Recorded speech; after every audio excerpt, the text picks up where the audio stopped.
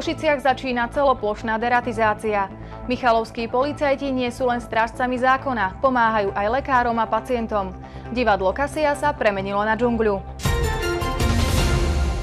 Po víkende sa vám opäť hlásime s prehľadom udalostí z východného Slovenska. Vitajte pri správach televízie Región. Ak ste zvedaví, aké zaujímavosti si pre vás jej redaktori pripravili, ostaňte najbližšie minúty s nami. Tým pracovníkov hematologicko-transfúziologického oddelenia nemocnice s poliklinikou Štefana Kukuru v Michalovciach prijíma darcov krvi nielen vo svojich priestoroch. Často za nimi prichádza aj na pracoviská alebo do škôl. Medzi organizácie, ktoré sa rozhodli do takejto formy darcovstva zapojiť, patria aj michalovskí policajti. K organizáciám, ktoré aktívne využívajú služby pracovníkov hematologicko-transfuziologického oddelenia, sú Michalovské stredné školy, kasárne, Mestský úrad a po druhýkrát sa pre tento spôsob darovania rozhodli aj michalovskí policajti. Nedávno v ich priestoroch prebehla akcia Policajná kvapka krvi. Konali sa aj akcie, keď sme išli na transfuziologickú stanicu do Michaloviec. No lenže tam to bolo také, tam sme sa miešali s tými cudzími ľuďmi a tak, hej, a keďže nás stále pribudalo, že bolo tam bolo tých ľudí tam viacej, tak sme sa rozhodli a dohodli sme sa s pani doktorkou, že či by sa takáto akcia nemohla konať u nás, keďže nás bude viacej. Krv je naozaj taký veľmi cenný liek, ktorý sa nedá nahradiť a naozaj je jej málo, hlavne asi v tomto regióne, pretože tá chorobnosť tu je pomerne vysoká a tí mladí ľudia odchádzajú, tak si vlastne vypomáhame aj tým policajným zborom a oni sú teda naozaj ochotní na prvé zavolanie prísť a darovať tú krv. Máme dneska 30 darcov a z toho sú 4 prvodarcovia. Stále sa nám ten počet zvyšuje, keďže chceme tie akcie robiť pravidelne.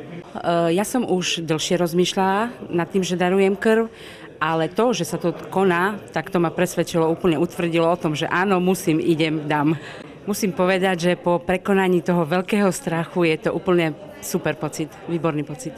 Myslím si, že je to veľmi dobrá vec a verím tomu, že aj viac ľudí to nadchlo k tomu, aby prišli a darovali tú krv. Je to v rámci kolegiality, sme tu všetci kolegovia a je to dobré, je tu aj sranda, aj ten dobrý pocit. Tým hematologicko-transfuziologického oddelenia strávi na výjazdovom pracovisku niekoľko hodín. Tak je to v podstate práca navyše, pretože musíme nechať tie svoje zabehané, by som povedala, metódy, musíme kdesi výjsť, ale tá práca na nás kdesi na tej transfúzke čaká, vlastne ju musíme dobehnúť. A chcela by som naozaj vyzdvihnúť ten tím aj tých laborantiek a zdravotných sestier, ktorí tu prichádzajú medzi tých darcov krvi, pretože oni veľmi často zostávajú aj po pracovnej dobe, aby sa tá práca dobehla, takže to je naozaj taký veľmi dobrý tím. Ročne vykonajú pracovníci transfúzky okolo 12 odberov mimo svojho pracoviska. Napriek tomu, že je to pre nich práca navyše, sú vďační za každého darcu, ktorý svojim humánnym činom pomôže pri záchrane života. V živote žien je niekoľko dní, ktoré môžeme označiť ako veľké. Určite k ním patrí ten svadobný. Naši kolegovia navštívili výstavu venovanú práve svadobnému dňu. Možno si pri ich reportáži zaspomínate aj na ten váš Deň D. V galérii Hornošarišského svetového strediska to skutočne všetko nasvedčovalo tomu, že to nebude len bežná výstava fotografií. Svadobnú atmosféru pripomínal i blížiaci sa svadobný akt. Nechýbali vzácni hostia, družičky, pierka, dobrá slivovica, dobová svadobná torta s tzv. Braltou, honosná svadobná tabuľa. A nielen starodávne obrazy prelínajúce sa s tými zo súčasnosti, ale i modelky v svadobných šatách salónu Erika vytvorili a možno aj prinavrátili v spomienkach to čaro niekdajších i terajších svadieb.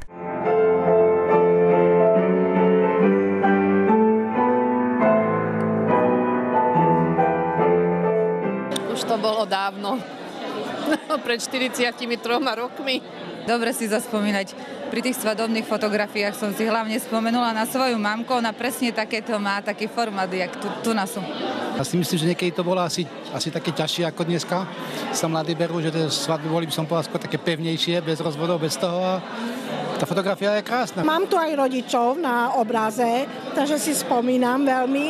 No a samozrejme svadba, to je svadobný deň, to je na čo úžasné. Výstavu nazvanú Náš svadobný deň otvorili spoločne riaditeľ Hornošarišského svetového strediska a predsednička Únie žien, ktorá prišla s touto myšlienkou a vraj to bola náhodná myšlienka. Napadla ma hneď po sobášení na radnici.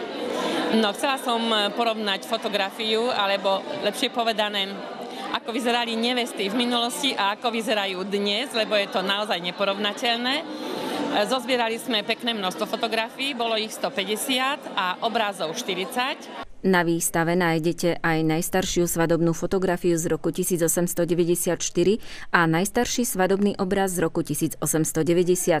Nič nestratili zo svojho dobového čara i atmosféry, pretože pripomínajú jedinečnú módu zašlých čias, ale i ťažkú dobu chudobných ľudí, ktorí boli azda najšťastnejšími práve vo svoj svadobný deň.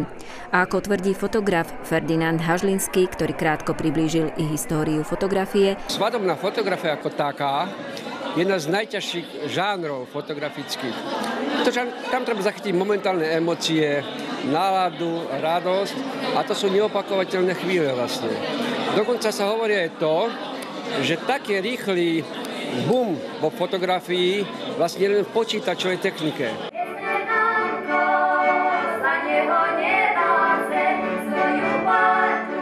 Nuž veselo a príjemne bolo na tejto výstave s iluzórnou svadbou aj vďaka precíznemu dramaturgickému dotvoreniu celej výstavy odbornou pracovníčkou HOS Emíliou Moravcovou.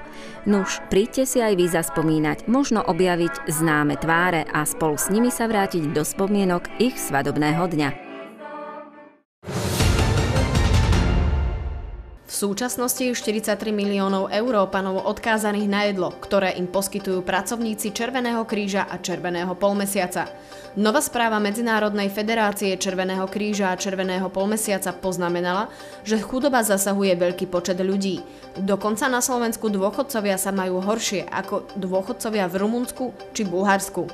Takúto štúdiu zverejnila organizácia Help Age pri príležitosti Medzinárodného dňa starších.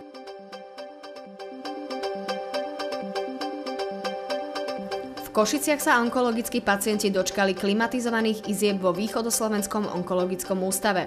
Okrem klimatizovaných izieb pribudlo aj niekoľko nových prístrojov, ako napríklad moderné CT, špeciálny endoskop na diagnostiku nádorov hlavy a krku. Je fakt, že tento onkologický ústav už získal v minulosti finančnú podporu z Európskej únie na lineárny urýchľovač, ktorý znížil záťaž na ožarovaných pacientov. Doteraz sa tu liečilo asi 5900 hospitalizovaných pacientov a v súčasnosti ich počet narastá. V Košiciach sa bude konať celoplošná deratizácia od 14. októbra do 8. novembra. Deratizácia sa týka mesta Košíc, ktorú nariadil Regionálny úrad verejného zdravotníctva. Je fakt, že potkany a myši a iné hlodavce prenášajú mnoho infekčných a niekedy až životu nebezpečných ochorení. Na základe tohto deratizácia sa bude vykonávať v školách, bytových domoch, zariadeniach sociálnych služieb a týka sa to aj rodinných domov. Základná škola s materskou školou pod Vimbargom sa ako jediná škola na Slovensku zapojila do projektu na podporu čítania Comenius. Podieľa sa na ňom s partnerskými školami z 5 štátov Európy, ktorých zástupcovia boli celý uplynulý týždeň na výmene návšteve v Bardejove.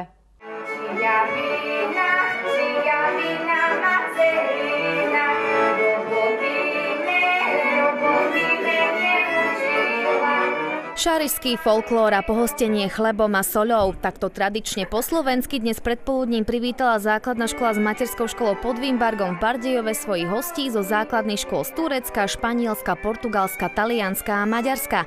Tí naše mesto i školu navštívili v rámci dvojročného medzinárodného projektu na podporu čitateľskej gramotnosti Read Comenius. Každá škola si vytvorila svoj klub knihomoľov, kde žiaci každý mesiac čítajú nejakú knihu. Nás následne z nej robia taký obsah v slovenčine, v angličtine, všetko sa to dáva na internet, na facebookové stránky, zdieľame si to. Deti pripravujú také takzvané e-knihy, čiže tvoria vlastné príbehy, následne si ich ilustrujú a tie sú takisto v elektronickej forme, si to následne medzi školami posúvame. Súčasťou projektu Comenius sú aj semináre pre učiteľov, ktorí si dnes spoločne so svojimi žiakmi prezreli priestory hostiteľskej školy, vrátane školskej knižnice a siene slávy mladých bardejovských hokejistov. Vzdelávajú sa tiež rodičia, aby si deti pestovali návyky k čítaniu aj v domácom prostredí. Čo je vlastne aj cieľom tohto projektu, aby sa títo žiaci naučili alebo aby získali znova tú lásku ku knihám. Bardejovskí žiaci doteraz v rámci výmenných poznávacích pobytov navštívili Turecko, Taliansko, Maďarsko a Španielsko. Bolo to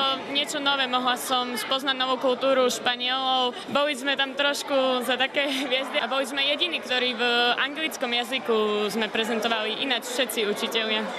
Mňa zaujalo to napríklad, že každý rodič, tu na Slovensku to tak nie je, ale ich deti dovážajú do škôl, takže sa o nich viac boja. Bolo to úžasné, robili sme veľa vecí, bolo veľa zábavy, takže dúfam, že tu to bude podobné. Mám tu teraz veľa priateľov z rôznych krajín a to je veľmi pekné. Precvičím si jazyk, škola je pekná, prijali nás veľmi dobre, takže som spokojná. Do obedu máme taký program ako škola, ktorý vymyslela, ale potom asi pôjdem niekde s ňou vonku.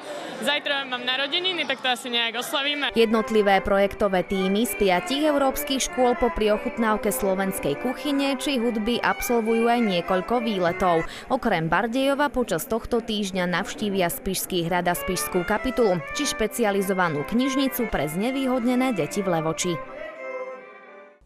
Nie je pes ako pes. Až 62 nemeckých ovčiakov medzi sebou súťažilo na psej výstave, ktorá sa konala v Smižianskej Maši. O víťaznom chlpáčovi rozhodovala krása, ale aj výkon. Je 9 hodín ráno. Ľudia si začínajú zvykať na chladnejšie počasie. Nemeckým ovčiakom takéto počasie skôr vyhovuje. Tým, že budú behať, tak im bude tak akurát nebude moc teplo, takže dúfame, že uvidíme pekné výkony. Namiesto prehliadkového móla sa predvádzajú na obyčajnej tráve. Psi k výhre nepotrebujú make-up, pekný účes, luxusné oblečenie ani svodný úsmev. Pes každého plemena má svoj štandard. A ten štandard vlastne predpisuje, ako má ten pes vyzerať. Uznávaný rozsudca sa pozrel na zúbky a 62 nemeckým ovčiakom. Posudzoval ich krásu a výkon. Pre každého majiteľa je práve jeho pes ten najlepší. Je veľmi chtivá, agilná, má dobrú kostru, má dobrú krv, takže má veľkú nádej. Sa mi páči. Celkové anatómia a pigment.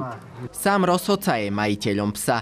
Rada na kúpu úspešného psa neexistuje. Vybrať si psa, to je také mačka vo vreci. Nikto nevie, čo z neho vyrastie. Ľudia však vedia povahu psa ovplyvniť výchovou a tréningom. Výsledok ich úsilia sa odzrkadlí v úspechoch na podobných súťažiach.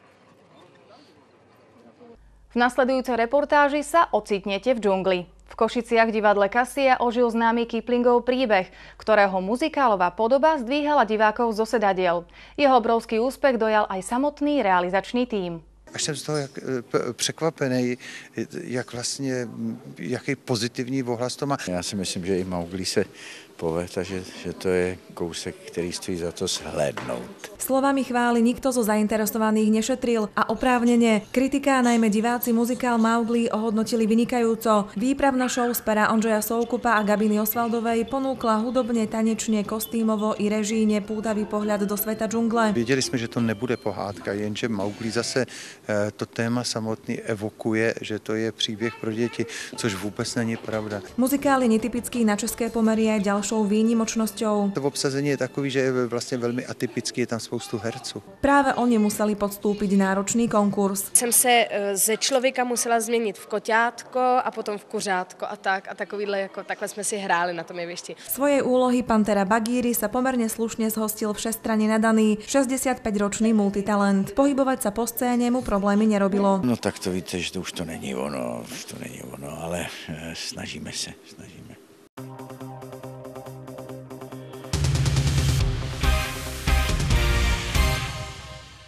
Cez víkend v basketbalovej extralige žien Košická Kasovia hostila bratislavské Celky. V sobotu privítala na svojej palubovke Slovan. Kasovia hra v bielých dresoch v najvyššej súťaži ešte nezvíťazila a tak pred vlastným publikom chcela konečne dosiahnuť plný bodový zisk. V 12. minúte domácej viedli už o 14 bodov, no Slovan strelecky disponovanou dvojicou Kryžmová-Talajková znížil polčasový rozdiel na 2 body. Možno pod dojmom toho vysokého náskoku sme začali hrať tak povedal by som trošku laxne, mali sme veľmi veľa stratených lôpt a z toho vyplynulo vlastne to zníženie Slovana. Aj druhý polčas mal vyrovnaný priebeh. V 25. minúte Kasovia viedla o 5 bodov, no nepremenila vyložené príležitosti a Slovan vycítil šancu. V 29. minúte znížil na 42-45 a tak sa rozhodovalo až v záverečnej 10-minútovke. Prvý polčas bol dobrý, pretože sme hrali zodpovedne, tam sme aj viedli o dosť, ale potom tá tretia štvrtina sa nám nejak nepodarila, tak sme hrali splášene. V úvode 4. štvrtiny Kasovia odskočila na rozdiel 10 bodov a náskok si udržiavala aj napriek tomu, že Bratislavčanky v závere triafali aj spoza trojkového oblúka. Košičanky ale v záverečných minútach kontrolovali hru a zaslúžene zvíťazili 63-56. Dievčatá možno aj pod dojmom tým, že môžeme vyhrať prvý zápas a v podstate sa to od nás aj teraz očakávalo, pretože Slovan, Petržalka a Levice sú tými, s ktorými my vlastne môžeme hrať vyrovnané partie a doma takéto zápasy by sa nemali prehrávať, takže z toho vyplynula aj tá nervozita, preto aj v druhom polčase bolo menej tých striedaní, pretože hrali dievčatá, ktoré boli možno najmenej nervózne. Katarína, k prvému víťazstvu dopomohla aj prítomnosť dcerky na dnešnom stretnutí? Tak určite dopomohlo, hej, pretože to je taký môj maskot, taký talizman, hej, ktorý mi dodáva energiu, takže určite áno. Aj v druhom víkendovom zápase Kasovia zdolala bratislavský Celok, tentoraz Petržalku v pomere 77-65. Vodní pólisti majú za sebou prvý vrchol sezóny, slovenský pohár. Po ňom sa už naplno rozbehla aj naša extraliga. Pred týždňom vodní pólisti ŠKP Modrí draci Košice získali prvú tohto sezónu víťaznú trofej slovenský pohár, keď vo finále vyhrali v nováckom bazéne nad bratislavskou Sláviou UK 10-7. Košičanom sa tak podarilo obhájiť minuloročné prvenstvo. V finále splnilo moje očakávania, stretli sa vo finále dve najlepšie družstvá. ŠKP Modrí draci Košice Staré Mesto prevyšili supera po kondičnej aj hernej stránke.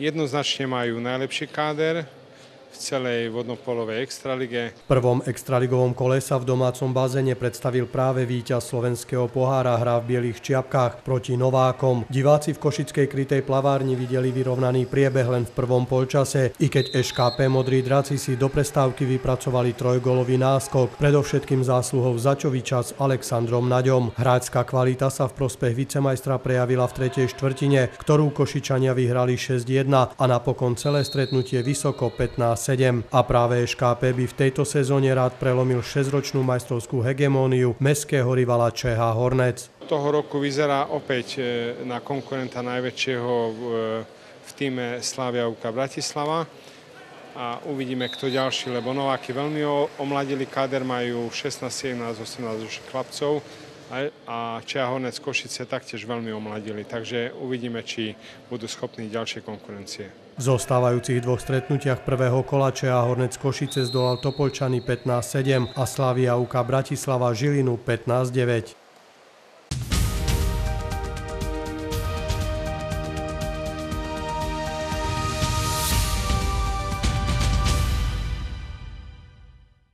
Víkend aj začiatok týždňa nám rozjasnilo jesenné slnko. Pozrime sa, aké počasie nás čaká v nasledujúcich 2 dňoch. Cez Slovensko bude smerom na východ postupovať nevýrazná brázda nízkeho tlaku vzduchu. V útorok bude oblačno až zamračené a hmlisto. Na viacerých miestach očakávame dážď. Najvyššia denná teplota 13 až 18, nočná 4 až 9 stupňov Celzia. Fúkať bude len slabý vietor. V stredu sa nám zamračí ešte viac a pršať bude na väčšine územia. Denná teplota 10 až 15, nočná 10 až 5 stupňov Celzia. Slabý premenlivý vietor podvečer zosilnie. Na dnes je to odo mňa zo správ všetko. Ďalšie spravodajstvo regiónu vám prinesieme opäť v stredu. Zatiaľ dovidenia.